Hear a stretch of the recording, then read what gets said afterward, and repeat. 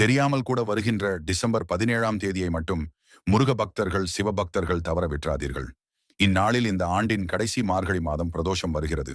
இந்த நாளில் இதை செய்தால் உங்களின் முன் ஜென்மம் மற்றும் இந்த எண்ணத்தின் கர்ம வினைகள் முற்றிலும் குறையும் சிவனின் முழு அருளால். உங்களின் வேண்டுதல்கள் கூடிய விரைவில் நிறைவேற வேண்டும் என்று கூறி ஓம் முருகா என்று கூறுங்கள். இந்த நாளில் வரும் குளிகை நேரத்தில் உப்பு தீபம் சிவனுக்கு ஏற்றினால் உப்பை போல உங்களின் பாவங்களும் கரைந்து போகும். அதேபோல் தடைப்பட்ட காரியங்கள் கைகூடும்.